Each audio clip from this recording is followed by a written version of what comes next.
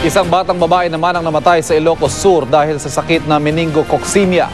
Agosto pa nang mamatay ang bata pero kamakailan lang nakumpirma ng Center for Health and Development ng Region 1 na tinamaan nga siya ng meningococcemia.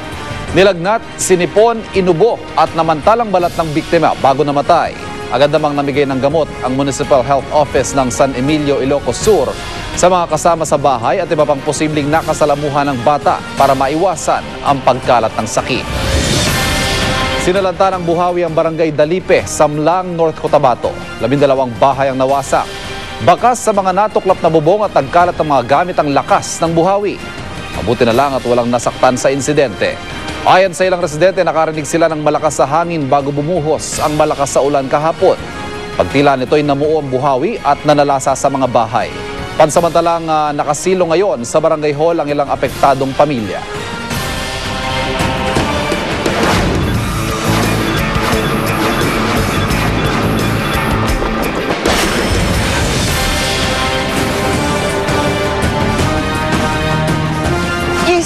Bundok na lang. Makukumpleto na ni Romy Garduce ang kanyang target na 7 summits. Kamakailan nga ay naakyat na ni Garduce ang ika-6, ang Carstens Pyramid sa bansang Indonesia. Tunghayan po natin ang unang bahagi ng adventure na yan sa pagtutok na ito mismo ni Romy Garduce.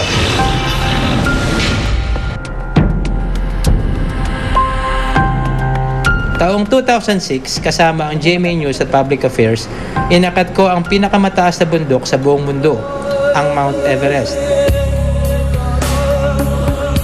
Romy Base Camp. Ang pag-akyat ng bundok na to ay para sa lahat ng Pilipino. Isa ito sa tinatawag na 7 summits o 7 sa pinakamataas na bundok sa 7 kontinente na pangarap kong makumpletong akyatin. So it's a long journey na kaya maganda siyang magawa dahil una wala pang Pinoy na gumagawa sa kanya.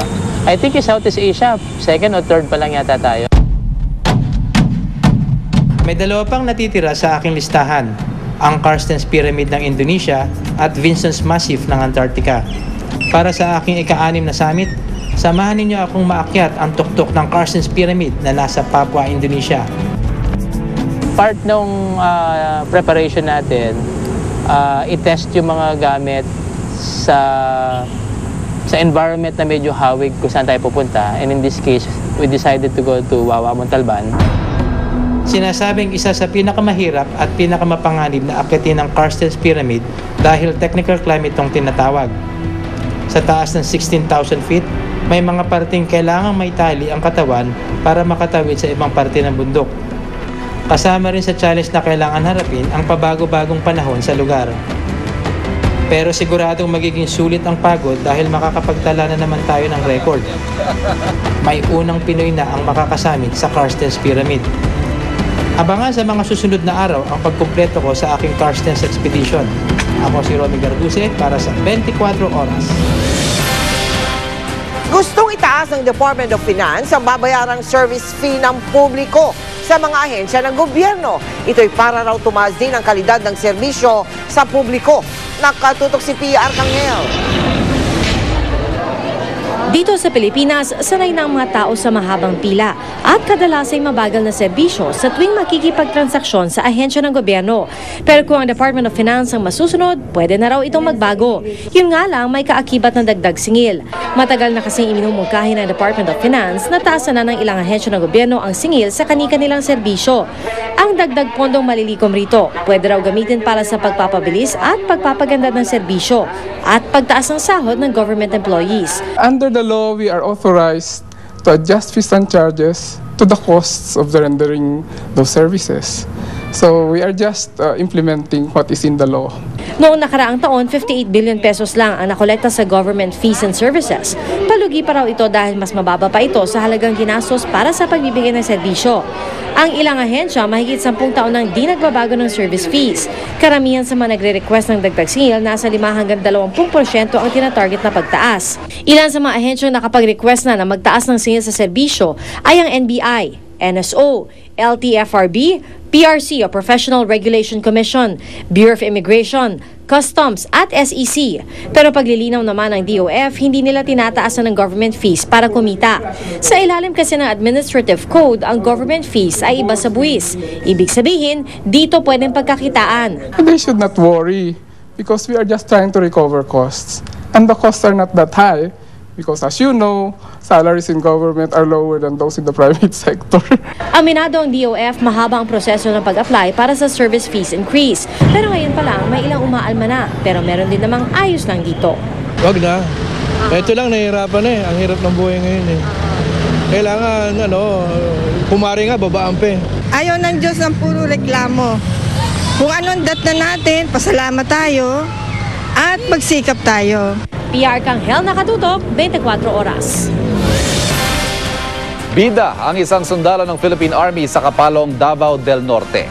Hindi lang kasi siya basta tagapagtanggol ng bayan, entertainer pa. Ito po, tingnan nyo, hataw sa pagsayaw si Army Corporal Julius Bulutano. Kilala siya sa kanilang lugar bilang funny army man dahil sa kanyang galing sa pagpapatawa. Pati magic tricks, kaya rin ni Corporal Bulutano. Nakasanayan na niya itong gawin tuwing may programa ang Philippine Army o di kaya tuwing nag-iikot sa mga binabantayan nilang lugar.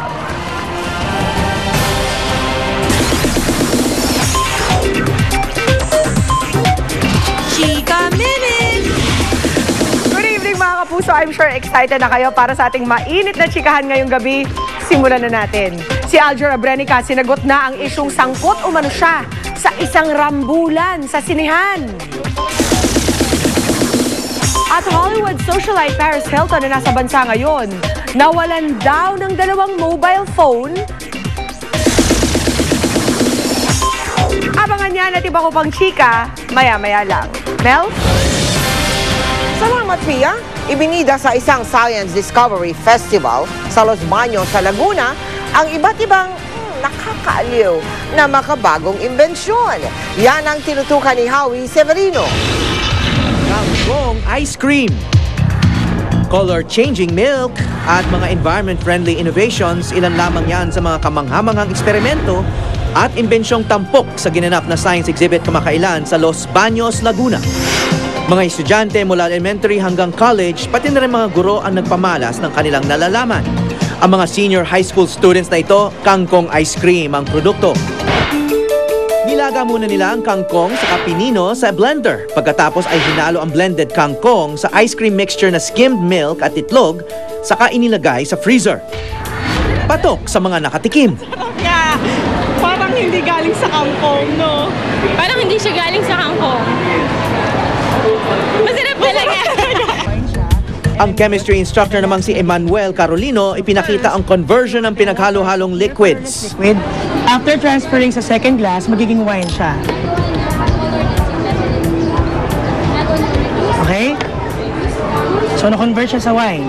Now, pag wine na siya, i-convert natin siya dun sa milk, which is nandun sa third glass. So, yeah. So, yung milk, di ba siya ay white? Ang basic solution na sodium hydroxide kasi kapag hinaluan ng indicator na phenolphthalein, nagiging kulay pula kaya mukhang wine ang likido. Sumunod na hinaluan ng solusyon ng baryon ion at nagmukhang gatas. Nang ihinalo na ang sodium bicarbonate, hindi na inuming pangbata ang itsura ng likido, kundi isa ng beer. Nagkakaroon kasi ng chemical reaction kaya't nagbabago-bago ang properties o katangian ng mga liquid. Pero itsurang alak, gatas at beer lang ang mga likido hindi pwedeng inumin. Aquaponic naman o yung pinaghalong pagpapalaki ng isda at hydroponic plants ang ipinakita ni Profesor Aurelio de los Reyes. Galing sa dumi ng isda ang nutrients na nakukuha ng mga halamang ito na itinanim ng walang lupa. Enriched Potting Preparation o EPP naman ang tawag sa mga halamang gamot at gulay na itinanim gamit lang ang mga plastic bottles, lupa at plant nutrients. Kapag matutunan daw ang tamang pagtatanim ng mga ito, pwede na magkaroon ng vegetable garden ang may maliliit na bakuran gaya ng mga nasa apartment o condominium. Ang siyensya kung ginamit ng tama, tiyak na mapagpapagaan sa buhay ng tao. Pag na-appreciate ng mga bata, ganun pala, wonderful yung science, it's enjoyable, then they can learn, they can start appreciating, and probably take up courses in science and technology. Ako si Howie Severino, nakatutok, 24 oras. Susunod sa Amerika, pagbagsak ng stage sa isang pagtatanghal, 5 ang patay. 100 milyong pisong jackpot sa Grand Lotto, pinipilahan na naman.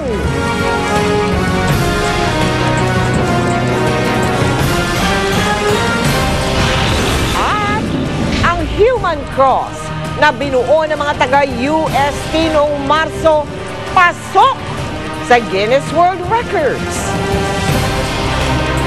Tutok na dito lang sa 24 oras.